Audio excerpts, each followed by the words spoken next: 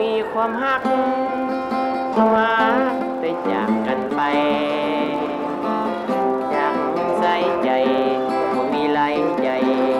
จากกันไปยังกำมายามฮักพี่ฮักน้องฮักลูกฮักเมียอยู่ประจำวันนี้ยังกำมายา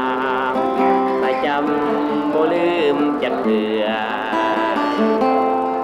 น้องสาวมุงเขาอยากหาแพงกันดีความสามัคคีลูกเมียเลยเป็นพี่น้องฮักผู้ฮักแฟนฮักหลายประเม็นผู้ครองความฮักพี่น้องของบ่ลืม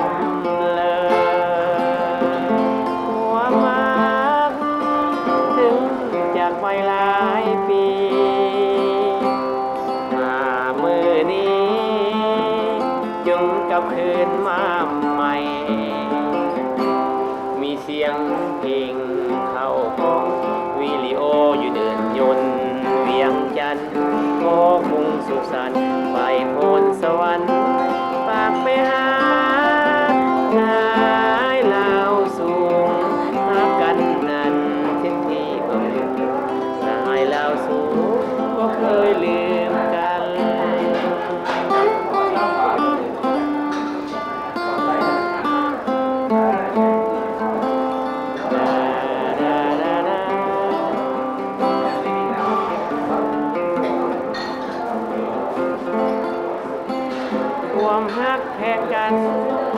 ลืมกันทุกลมหายใจถึงปีนี้หรือว่าปีใดทุกลมหายใจบ่เคยลืมเลยจากไปอยู่จุดไกลแส